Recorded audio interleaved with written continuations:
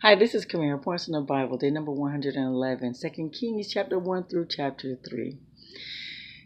I know you hear this all the time, great points, but there's one of these points here where you have to ask yourself, is God alive in your life?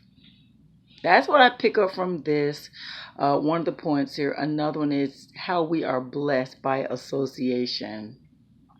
So I'm going to start off with Ahaziah, king of Israel. He falls and hurts himself. So he sends a messenger to consult Beelzebub. He wants to know if he's going to recover. So the Lord, he sends an angel to talk to Elijah, says, go meet the messenger who Ahaziah sent and ask him, is it because there's no God in Israel that you're going off to consult Beelzebub, the god of Ekron? He says, therefore, this is what the Lord says, you will not leave this bed you are lying on. You will certainly die. And so what gets me about that, and this is the thing though, this is something that we should always ask ourselves when we are feeling so concerned, overly concerned to where we are worried. When we are worried, we become annoyed, frustrated, depressed, angry. Some people get sick. Uh, and when it get to that point, you have to ask yourself before it even get to that point, are you worried because there is no God in your life? Because if there is a God in your life, you have to refocus, get a handle on things. Who is God to you? Is he a myth or is he a reality? I'm not saying that the worries that the concerns we have in this world is not, sometimes they can't be overwhelming. They can. But when they get you to a point, you need to, stop, take a deep breath, and refocus on God. Because God said, cast our cares on him, our worries. And remember what he says, if we delight ourselves in him, if we seek him first, he has promises with that.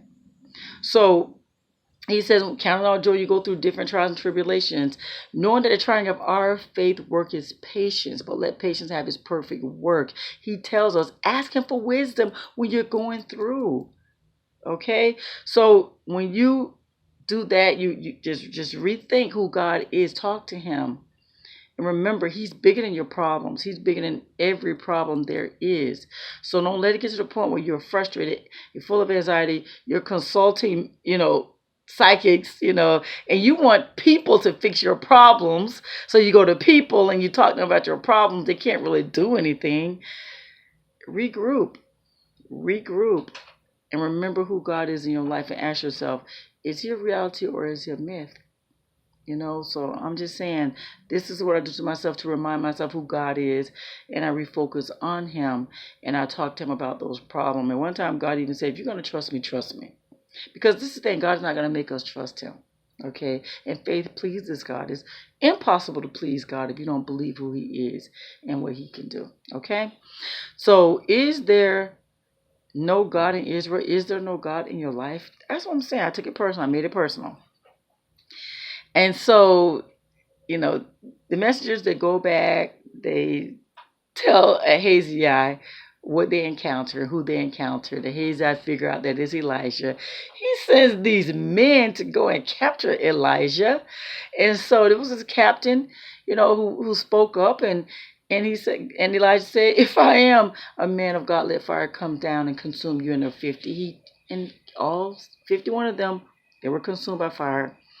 Second group goes, all 51 of them are consumed. The third group was smart. They actually say, please value our life, and the life of our men and this type of thing. So the Lord tells him to go with this messenger. And he tells the king again, is there no God in Israel that you had to consult Beelzebub? So he said he's not leaving that bed, he's going to die. And he did. He did. And so, yeah, he did die. So let's be careful, guys. Let's remember who God is in our life. Is he a reality to you or is he a myth? Keep it real with yourself. Talk to God. Make it real. And that comes with practicing, faith in him. And so get this. Elijah is now about to go, and the Lord tells him where to go. He's gonna take him up. He tries to make Elijah try to make Elisha stay back. Elisha's like, no, I'm not gonna leave you. And so when they get on the other side of the Jordan, Elijah asks, what can I do for you? So Elisha said, I want a double portion of what you have. So Elijah tells him, he says, you know what? If you see what I'm taking up, then you'll get it. If not, then you will not. And so as they were walking along together, you have suddenly this chariot of fire that comes and separates the two of them and takes Elijah up in a whirlwind.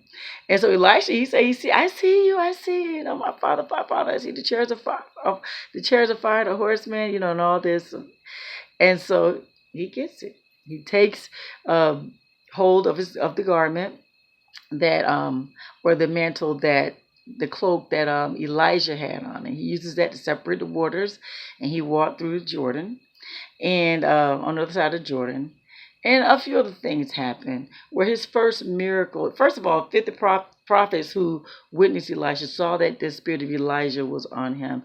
And they wanted to go search for Elijah because they're like, maybe the spirit dropped them off somewhere. Elijah tried to tell them that's not what happened, but they wanted to go. They went. They saw that they could not find Elijah. Elijah was really gone into heaven. Isn't that something? So I love the fact that God did have them as backup to show proof, as proof. So get this. Also, you'll see where Elijah performed his first miracle. And fast forward, you had the king of Israel. You had, who is Joram. Joram is the next king. He is the brother of Ahaziah, because Ahaziah did not have any sons. His brother became the next king, son of Ahab. Both of them were sons of Ahab.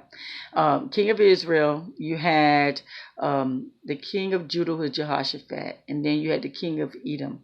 They decided to go against the Moabites. Moabites decided they're not going to pay tribute to Israel anymore since Ahab passed. And so now you had, Joram, who asked those other two to come and accompany him. And so after, wandering around for like 7 days, their men didn't have any water, their horses, their cattle didn't have any water. And so Jehoshaphat says, there are men of God near that we can consult.